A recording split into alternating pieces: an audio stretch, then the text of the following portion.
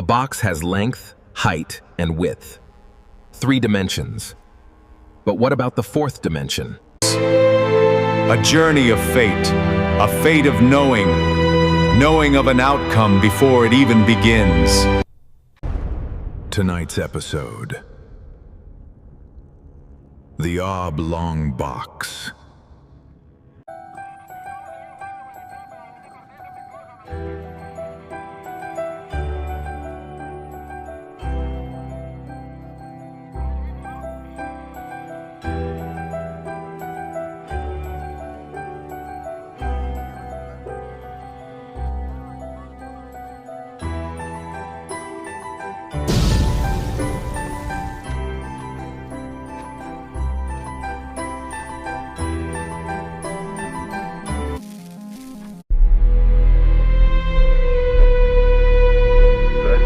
Radio Mystery Theater presents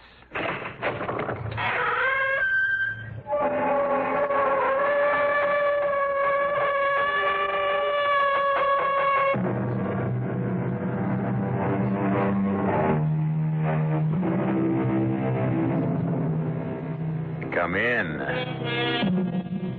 Welcome. I'm E.G. Marshall. I invite you now to join your imagination with that of Edgar Allan Poe, so that together you can create a tale of intense horror, to say nothing of mystery. You would have no better companion for such a joint venture, surely, because in all the world there's never been a more accomplished master of the macabre, the terrifying, the grisly. Master, did I say? Correction. Genius. In proof of which, listen.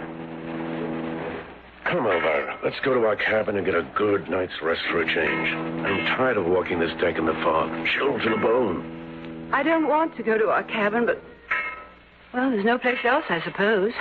My dearest, you must get over your fear of that oblong box in Cornelius Wyatt's cabin. This wild fancy of yours with its coffin.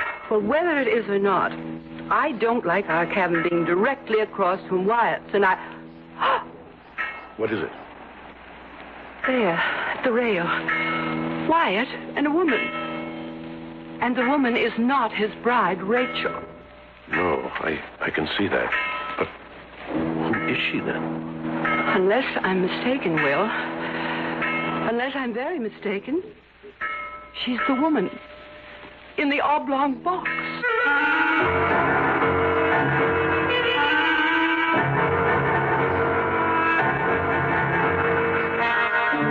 Our mystery drama, The Oblong Box, was adapted especially for the Mystery Theater from the Edgar Allan Poe classic by George Lothar and stars Richard Mulligan. It is sponsored in part by Buick Motor Division and Sign-Off, the sinus medicines. I'll be back shortly with Act One.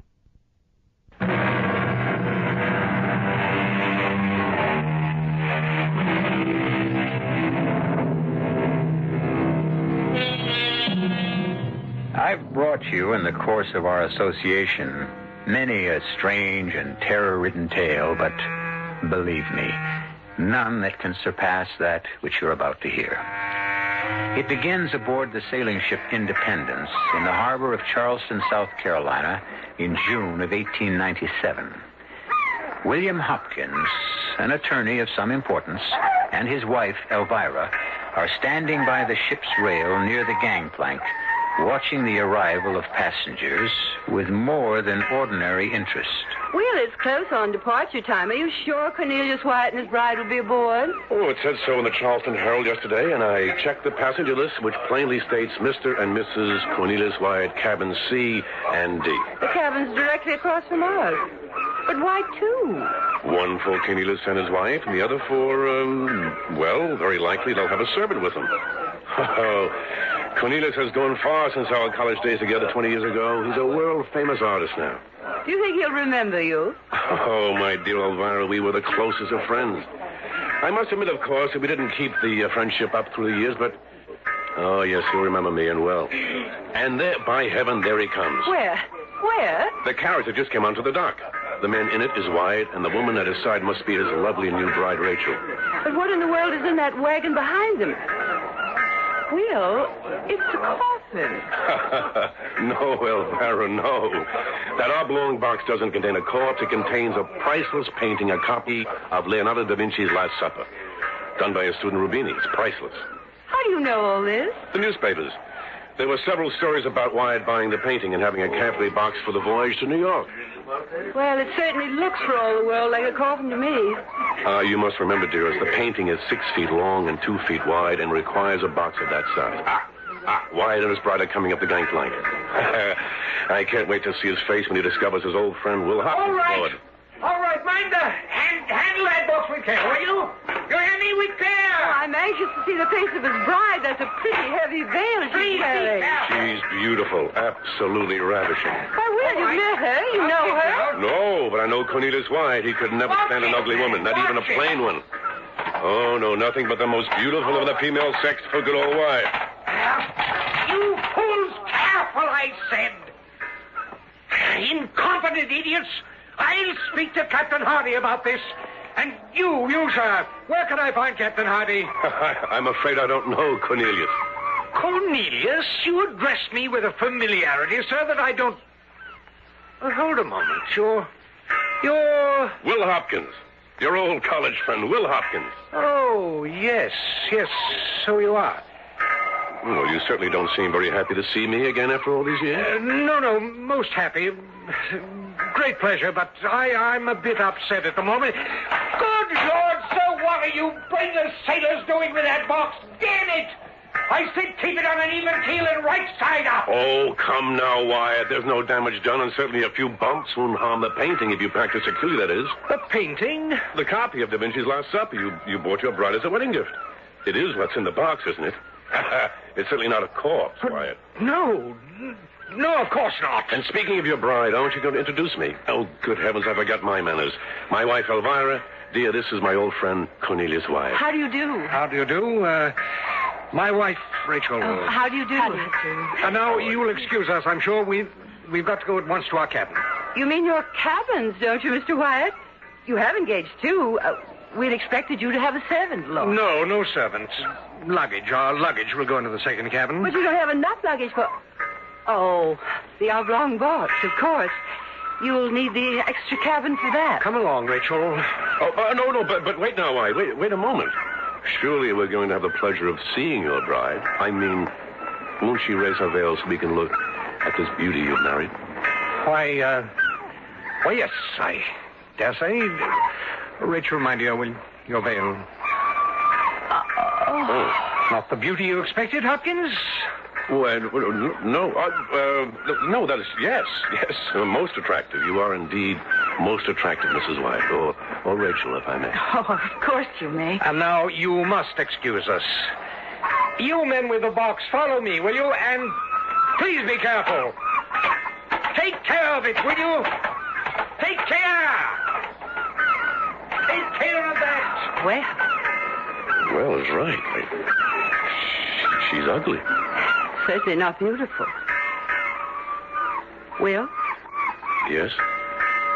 Don't you sense something peculiar about all this?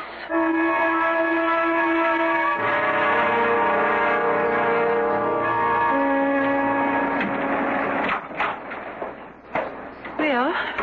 Something wrong, Elvira? The oblong box, it's in their cabin. In the same cabin the Wyatts occupy? Yes. How do you know? Seems to me Wyatt's gone out of his way to keep their door closed at all times. Well, just as I was coming down from my stroll on deck, their door opened, and I saw Rachel go into the other cabin to get something from their luggage, I suppose. And before Mr. Wyatt could close the door, I saw it. The box. But that makes no sense. These cabins are anything but spacious. In fact, they're downright tiny. That box must occupy practically the entire cabin. Well, it does. That's why it took Mr. Wyatt some moments to close the door. He nearly fell over the box. Well, this is the damnedest thing I've ever heard. They engage 2 cabins and use the extra one for only a couple of pieces of luggage and keep the box in their cabin. Well, it's idiocy, unless... Yes? That must be it. The painting is so valuable. In fact, Elvira, it's beyond price. Wyatt wouldn't even run the risk of letting it out of his sight, which reminds me... What do you say we have a look at it? You mean ask to see it? Of course. I'm not much on art masterpieces, but Well, a copy of The Last Supper done by one of Da Vinci's own pupils. Something to see, Elvira. Come along. Well, Will, are you sure? I mean, yes, I'd adore seeing it, but your friend, Mr. Wyatt, wasn't exactly friendly, you know. Oh, nonsense. Come along. Old Wyatt was in a bit of a stew, that's all. What is it? Your old friend, Will Hopkins, Wyatt. What do you want? Well, nothing, Wyatt. Nothing at all, if you're going to continue to be so standoffish. Well, I didn't mean to. I'm sorry, Hopkins. Really, I am. It's just that... Well, I've had a good many problems these past few weeks, and my nerves are a bit raw, I'm afraid. I'm truly sorry. No, I am. Sorry I said what I did. After all, I ought to know you better. I would ask you and your wife in, but as you can see, there's scarcely room to move about because of the box. Oh, that's what we came about, Mr. Wyatt. Meaning what, Mrs. Hopkins? Why, Will thought you wouldn't mind if we had a look at the painting. Oh, I see. And can we? No, I'm sorry. It's out of the question. You see, I had to adopt extreme precautions in crating it, especially to guard against the dampness of a 6-day voyage to New York. The box is sealed. If I remove the lid, the seal will be broken. Seal? You don't say. With melted wax. Believe me, I'd be more than glad to show you the painting, old friend, but it simply can't be done. Oh, I understand. I'm sorry. It must be that way, Hopkins, but that's the size of it. Would you excuse me now? I have matters to attend to. Certainly, Mr. Wyatt. Of course. I'm sorry, Elvira, that we couldn't, What's wrong? Strange. Very strange. Oh, now, will you stop? There's nothing strange about not wanting to open a box he's going to infinite pains to seal with melted wax. But it isn't sealed with melted wax or anything else. What do you mean? You didn't smell it? Well, now you mention it, there was an odor of some sort. Yes, an odor of some sort.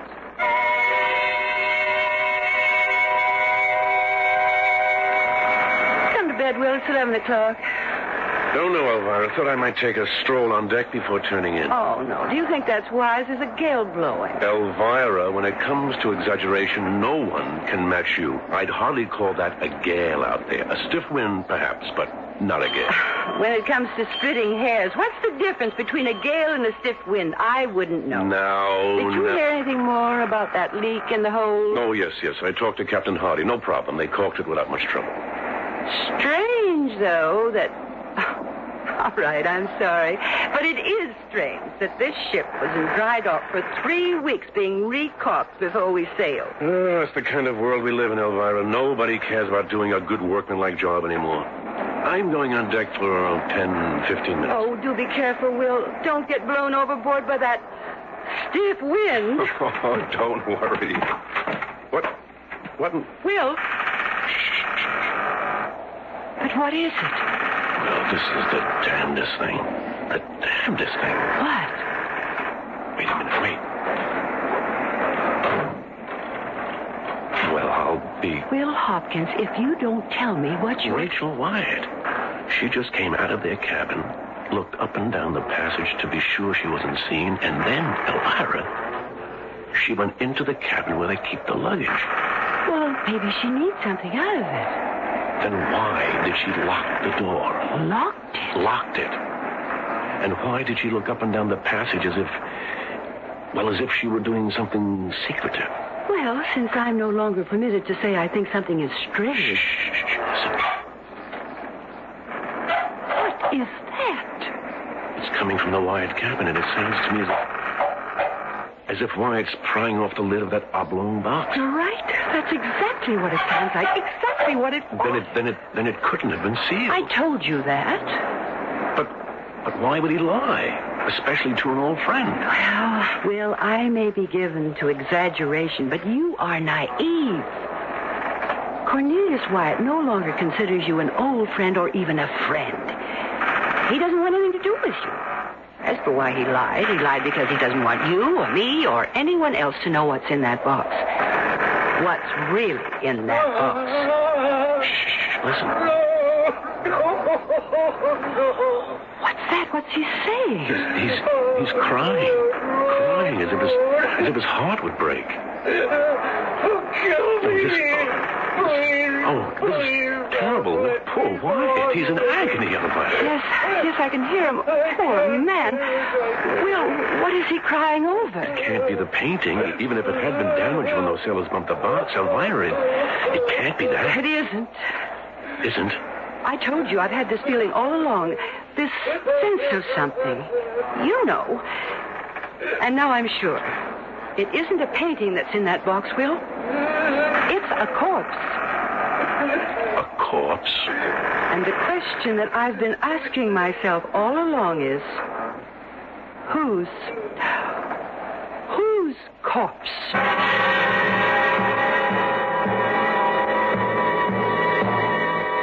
Do you wonder if Elvira is right?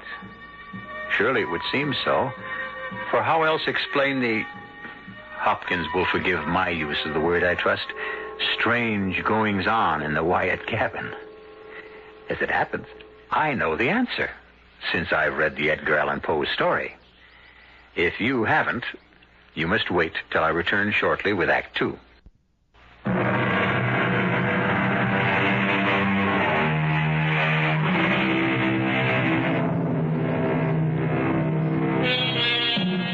Well, now, where were we?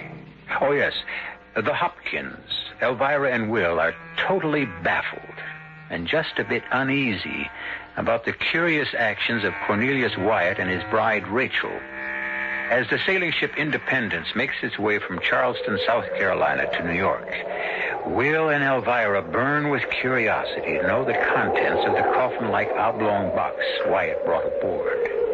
Rachel has spent the entire night in the other cabin. Now, what kind of way is that for a newly married couple to act? Her in one cabin, him in another, sobbing and crying his heart out all night long. Maybe they had an argument, a lover's quarrel. Oh, Will, you don't believe that, and neither do I. She didn't act as if they quarreled when she came out of the cabin, did she? No, acted secretive, as if she didn't want anyone to see her going from one cabin to the other. And then we heard him prying the lid off the box. The box he claimed was sealed. And we've heard him sobbing all through the night. I've said it before, Will, and I say it again. He's not carrying any valuable painting in that box. He's carrying a corpse. But that's impossible. The captain would never allow it. A corpse on board a ship is thought to be a jinx. If the crew even suspected there was a corpse in that box. But they don't. Wyatt has cleverly hoodwinked them and everyone else with the story that the box contains that painting, that copy of Da Vinci's Last Supper. No, Will, I tell you... Shh, listen. Oh, he's nailing the lid back on. What time is it? 6 a.m. Then for 7 straight hours since 11 last night, he's been crying over whatever's in that box. Shh, wait. I think I heard... What? Heard what? Let me just open our door a crack. There, Elvira. Just as I thought, Rachel has just come out of the adjoining cabin. Yes, looking up and down the passage to make sure she isn't discovered. And there she goes, back into Wyatt's cabin. Well, I'll be damned. I'm frightened. Right down to my toes. Frightened to death.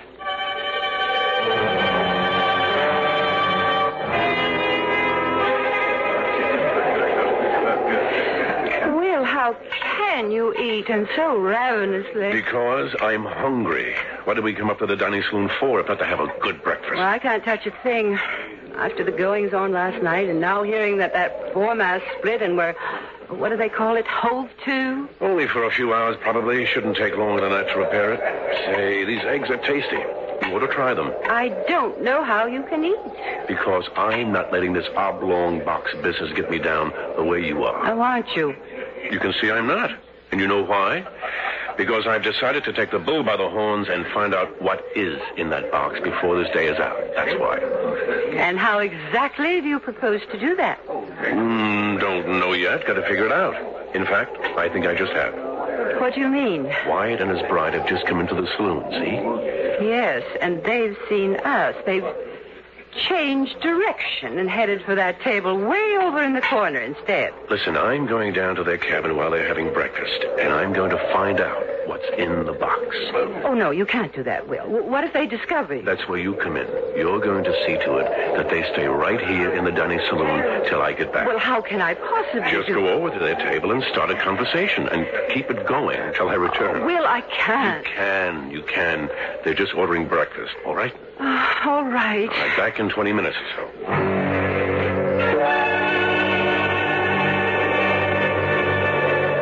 Good morning.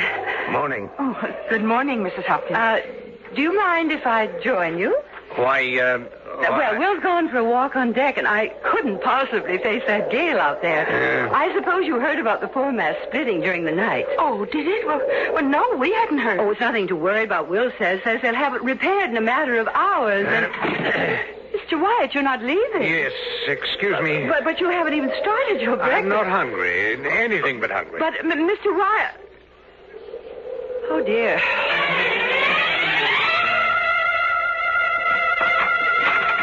What in the... Hopkins, what the devil are you doing in my cabin? Wyatt, What are you doing with that knife in your hand? Well, you see... You were going to pry the lid off this box, weren't you? Off my box, my personal property. Ever since you set eyes on this box when I brought it aboard yesterday, you've been ravening to find out what's in it. Nonsense. That's nonsense. I know what's in it. You yourself told me. A priceless copy of Leonardo da Vinci's Last Supper. But you don't believe it. No, of course I do. Why shouldn't I? I don't know why you shouldn't. I only know you don't. Why else would you sneak into my cabin and try to pry open the box in my absence? I didn't try to... All right, Wyatt, I did. I'm sorry. I apologize. It was the wrong thing to do, but, well, damn it, man, I would like to have a look at that painting. Get out of my cabin. Get out this instant. And while you're about it, get out of my life. Wyatt, you don't mean that. Surely you wouldn't dissolve a friendship such as ours because of... What friendship? I haven't seen you in 20 years. But we were such good friends in college. Whatever we may have been, we no longer are. Now get out, Hopkins. Get out!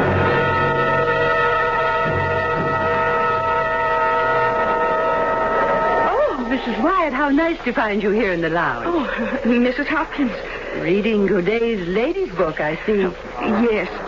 I don't know about you, but I don't in the least care for the latest styles. Do you? Oh, well, they're all right, I guess. Oh, my dear, with all your money, I should think you'd be intensely interested in fashion. Though I did notice, you'll forgive my mentioning this, won't you? An older woman giving advice to a younger sister.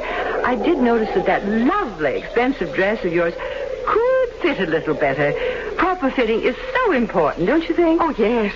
Yes, I just didn't have time to get it fitted properly before we left Charleston. Oh, you don't mind my mentioning it, do you? A little sound advice from an old married woman. Oh, you're not old, Mom. Mrs. Hopkins. Oh, I mean old married. Married many more years than you and Mr. Wyatt.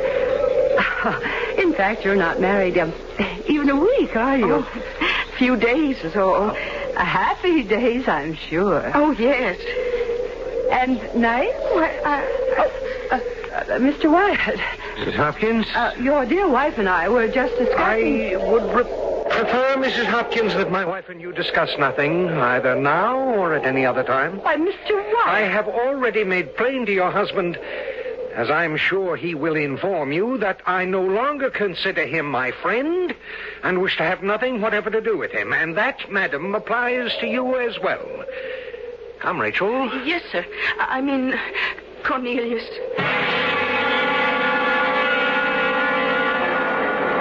Not his wife? You're telling me that the woman in that cabin across the passage, the woman Wyatt introduced as his wife, is not? I don't think so, Will. In fact, I'm sure she's not. Whatever in the world put such a thought in your head? The little chat I had with her before Mr. Wyatt so rudely terminated it. A little chat I deliberately had with her because, quite quite frankly, Will, my suspicions had been aroused. Aroused by what? And while you're telling me, I want to keep an eye out to see if Mrs. Wyatt, who is not Mrs. Wyatt, changes cabins again tonight. For one thing, Will, you said Mr. Wyatt was interested only in the most beautiful of women. And Rachel Wyatt is altogether plain. She's downright ugly, but that's no reason to suspect. Also, when I was talking to her, she slipped and called me Mum. Mum? Only a servant uses that word. Exactly. Also, she slipped again and called Mr. Wyatt Sir. But over and beyond that, Will, what originally aroused my suspicion was her hands. I noticed those when Mr. Wyatt introduced us. They're not the hands of a lady, Will, but the hands of a servant. Hands decidedly work-worn. But there's no sense to what you're saying, Elvira. You're saying that Cornelius Wyatt, a world-famous painter, a man of taste, discrimination, wealth, is married to a servant girl? She's no gentlewoman, I can tell you that. But good Lord, Elvira, if what you say is true, it makes this mystery all the more... Wait. Is she... Again, is she? Yes, leaving the Wyatt cabin. And yes, looking up and down the passage before slipping into the adjoining cabin. And now he's at it again, taking the lid off that oblong box. If what you say is true, Elvira, what does all this mean? I mean, what can it mean? It can mean only one thing, that there is a corpse in that box. Oh, box my foot, it's a coffin. And the corpse is that of the real Mrs. Cornelius Wyatt.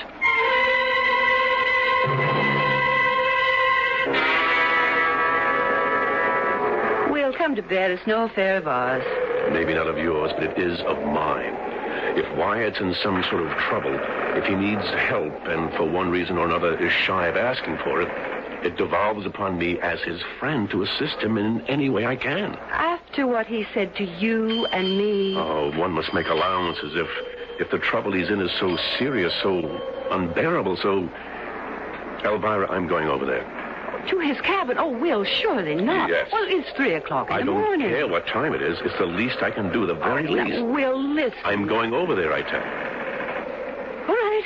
I know you better than to try and stop you. Just let me get my robe. You stay here. Oh, no. I'm not letting you go over there at 3 in the morning alone. You ask me, that man is dangerous. Dangerous? Wyatt, don't be silly. Oh, don't you? There. I've got my robe on. If you still mean to go, then let's go. All right. Come along. I'll knock. Wyatt? Wyatt, it's me, Will Hopkins. Open up. Wyatt, do you hear me? It's very quiet in there, not like last night when he spent the whole night crying and sobbing and carrying on like I don't know what. Wyatt? Let's go in, Elvira. Will, the cabin's empty. And so is the box. What? Look, the box is open and there's nothing in it. Neither a painting nor a corpse.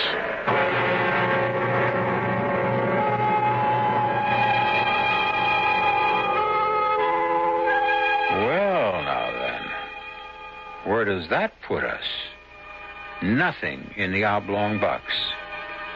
Neither the priceless copy of Leonardo da Vinci's Last Supper, nor, as Elvira Hopkins seemed to suggest, the corpse of the real Mrs. Cornelius Wyatt.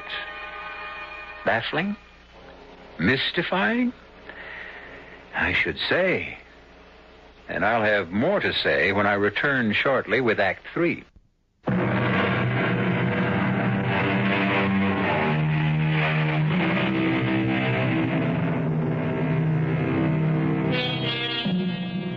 Surprise. No, shock is the word to describe the feelings of Elvira and Will Hopkins when they discover that the coffin-like oblong box contains neither that priceless painting nor a corpse.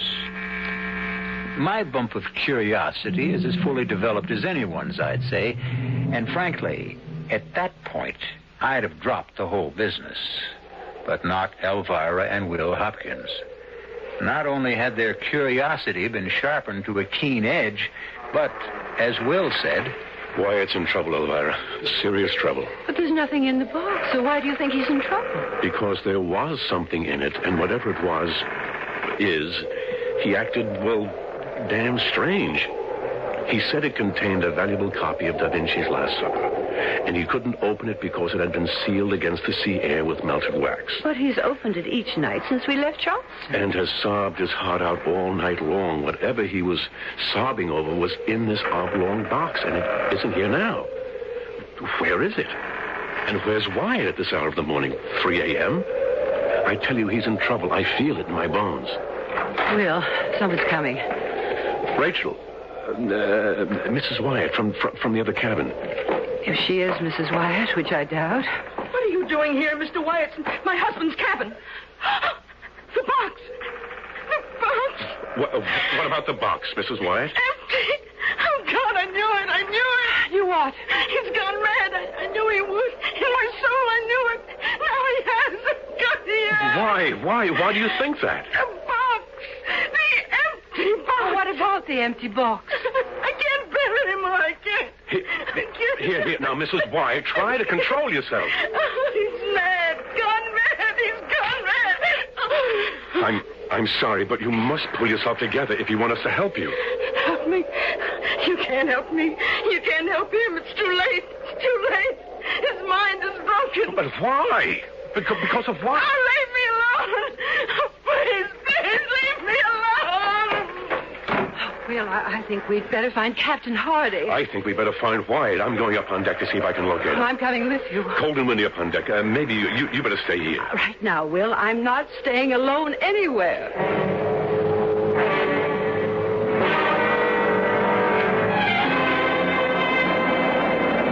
Oh, you were right. It's colder and windier than I thought it would be. Here, put my jacket around. No, Will, I'll be all Do right. as I tell you for once. Oh, yes, Will, yes. Oh, thank you, dear. That is better. Now, come on, let's see if we can find him in. Will. Well, there he is, standing at the rail, gazing off across the water. There's someone with him, a woman, standing beside him. One of the passengers. Maybe, only if it is, I've never seen her before. Well, I didn't get a good look. Well, you will as soon as that light from the port side lamp falls across her face again. There. Yes. Oh, I see her clearly now. Will, I've never seen anyone so beautiful. She's ravishing. She's that, all right. Absolutely lovely face. That long blonde hair blowing in the breeze. No wonder he was holding her close to him. Arm around her waist and... Oh, hey, look. Kissing her now. Well, that's one for the books.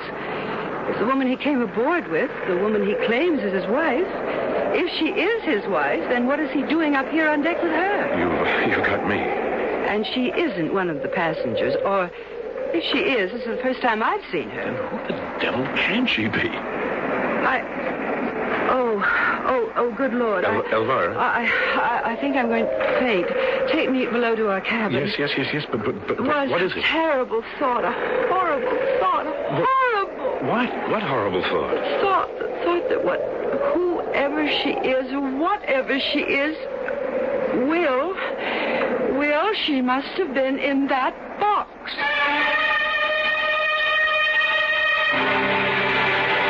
Madness. Absolute madness, Elvira, to even think such a thing. Wait, you sound as insane as Rachel Wyatt says he is. The woman in that cabin is not Rachel Wyatt. Oh, come now, Elvira. The truth, the plain, simple truth, staring us in the face is that the woman on the deck with him is the real Mrs. Wyatt. Or was. Oh, don't tell me again. Just please don't tell me again what you think. Elvira, it's too horrible. Someone at the door. 3:30 in the morning. Oh, yeah. Thank you. What is it? One of the crew handed me this. It's a note from Captain Hardy. He wants to see me in his cabin at once. Urgent, he says. Well, at this hour of the morning it must be. What in the world would he want to see you about? Only one way to find out. Sit down, Mr. Hopkins. Sit down. Thank you, Captain. Mr. Hopkins, as you know, we've had nothing but bad weather And bad luck since leaving Charleston Harbor 3 days ago. I guess all your passengers are aware of that, Captain. Yes. We sprung a seam. The foremast developed a bad crack. And there have been other problems which, frankly, I've concealed from the passengers so as not to alarm them. It's understandable, but... I will tell you in all confidence, Mr. Hopkins, in confidence, man, that we couldn't manage to caulk that seam properly in these heavy seas. It's getting worse. Even worse, the repair to the foremast isn't holding. And if the foremast goes, we'll be in serious trouble. There's a force 6 gale out there right now, Mr. Hopkins, and it's whipping up. But, Captain, why are you telling me all this? What can I do? Well, you can tell me something that I need to know, that the crew needs to know. It's got them worried. I still don't... Mr. Hopkins, I'm given to understand that you are a very close friend of Mr. Cornelius Wyatt's. Mr. Hopkins, what is Mr. Wyatt carrying in that oblong box? Why, a copy, a priceless copy of The Last Supper by Leonardo da Vinci. Have you seen it? No. Well, the crew are beginning to think that it contains a body, a corpse. And that because of it, this ship is jinxed. Yes, I'm aware of the superstition. I find myself in a position where I must assure the crew that their suspicions are unfounded. Accordingly, I ask you to go to your friend at once now and get from him the truth of what is in that oblong box. If it's the painting, well and good. And if it's a corpse? Well, then I shall be well within my rights as captain of this vessel to take proper action. And that would be? To consign the body to the sea. For God's sakes, Elvira, what sense is there in asking Wyatt to show me what's in the box when he's damn well going to refuse? And when we've got a pretty good idea of what is in the box. Then you agree with me finally. You think it's a corpse. I don't. I think it's the woman we saw on deck with Wyatt. And you know the thought that crossed my mind about that. A thought too horrible, just too revolting, gruesome even to contemplate. Who would take a corpse on deck? Who would make love to a corpse? A madman would. A man who'd gone out of his mind. If you ask me, Captain Hardy's worst fears have realized the foremast is broken. Will, that bell. Will, isn't that the signal for the boat station? God help us, it is. Oh, Will, what's going to happen to us? What are we going to do? Head for our boat station, that's what. Come on, come on. Oh, wait, with my jewelry. The hell with the jewelry, woman. Come on. Now, who can that be? Oh, Mr. Hopkins, help me. Help me. Mrs. Wyatt. I'm not Mrs. Wyatt. I'm not his wife. I'm only a servant. A married servant. Oh, help me. He's gone bad. I'm his wife and servant. Hers. Rachel Carruthers. Her servant until she died within 2 days of her marriage. Died within 2 days? He went out of his mind with grief. He didn't know what he was saying or doing. All he knew, all he could think of was they'd planned this voyage for their honeymoon, and there was no stopping him. He would take her on the honeymoon he promised. Take her dead or alive. Take her dead. God in heaven, how right I was. How horribly right. Never mind that now. We're wasting precious time. Come on. We must get to the lifeboat. But what about him? Him? Wyatt? Yes, he's in there now, sitting beside her coffin. I tried to tell him we were in danger, but he wouldn't listen. All right. I'll see what I can do. Elvira, you and Rachel and Mary, whatever, get to the boat. Oh, but you... I'll join you. Will. I promise I'll join you, but I must try to save Wyatt if I can. Go now, the two of you. Go. No, not without you. Remember, I'll not go without you, Will. Wyatt. Yes? Wyatt, the ship's in danger. It may be foundering. That bell you hear, it's a call to all boat stations. Oh. Wyatt, stop sitting there staring at a corpse. Corpse? The corpse, the body of your wife, your dead wife. She's not dead, Hopkins. That's what they said, the doctors, but they were wrong. Only sleeping. She's only sleeping, Hopkins. And soon she'll wake up very soon now. Quiet. Isn't she beautiful? Isn't she the loveliest creature you ever seen on this earth, Hopkins? Will you listen to me? The ship is foundering. If we don't get to the boats, we'll drown. Wyatt will drown. Drown? Did you say drown? Yes. Oh, no. Drown. No, Hopkins, she'll not drown. Not my Rachel. Rachel, dear. Can you hear me? Wyatt, what are you doing? Come, darling. Time to wake up. Sweetheart. In heaven's name, man, she's dead. Rachel. Dead, do you hear me? I can't wake her. Deep asleep, in a deep sleep, Hopkins. And help me. How? Lend a hand. I've got to get her on deck into a lifeboat. Can't let her drown. Give me a hand here. You're not going to try to get... What else can I do? She's sound asleep. She's dead. Dead. There. She's sitting up. Oh, good Lord. Now we'll just... Hopkins, if you'll only just please help me to get her out of this box. Quiet, come to your senses. There. She's on her feet. Oh, my Lord. In a deep sleep. But that's all right. I'll walk her. We'll walk her up to the boats. Get your arm around her, Hopkins, on the other side. No. Hopkins, I can do this alone, but it would help if you... No. Damn it, Hopkins! Will you please? No!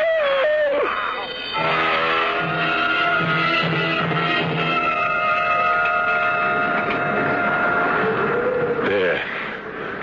That better, Elvira? More comfortable?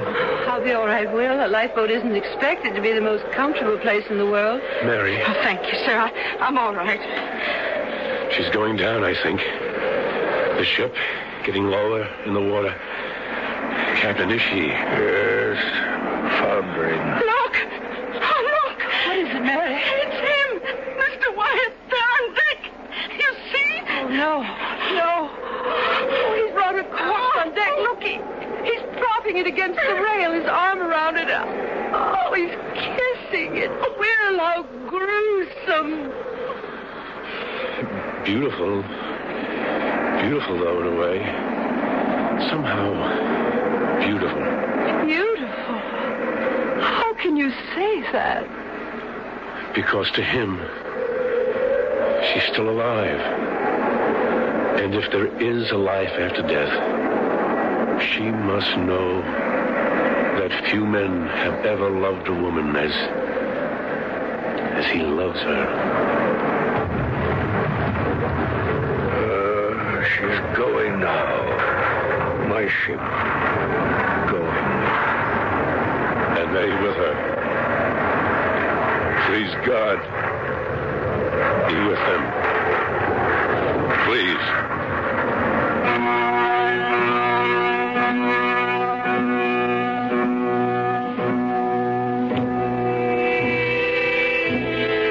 I hope you enjoyed the Oblong Box. And if you did, we'll think for a moment on the memory of Edgar Allan Poe, to whom we owe the macabre pleasure of the last hour. Like Oscar Wilde's, his was a life of torment that came to a tragic end. Yet, out of the crucible of his torment and tragedy came infinite pleasure for others. Something to ponder on, I think. Don't you? I'll be back shortly.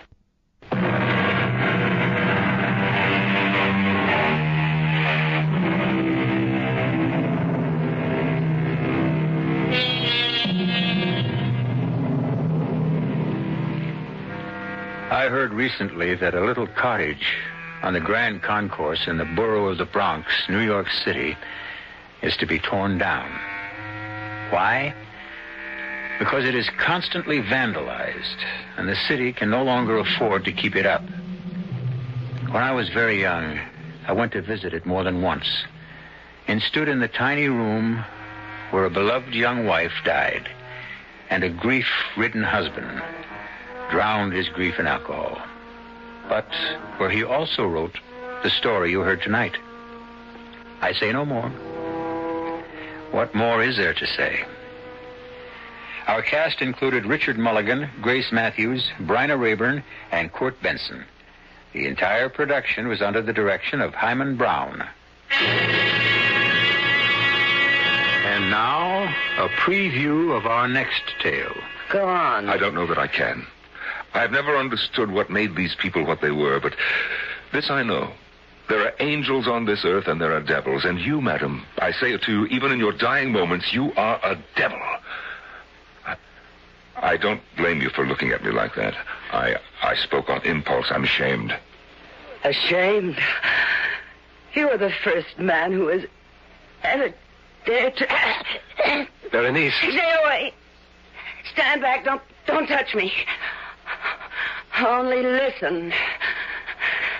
You will be haunted by the magnet that drew you to me. The weapon with which I ruined your life and will destroy you. My smile, Ernest. My smile. No. Look at me. Radio Mystery Theater was sponsored in part by Sign-Off, the Sinus Medicines, and Buick Motor Division. This is E.G. Marshall inviting you to return to our Mystery Theater for another adventure in the macabre.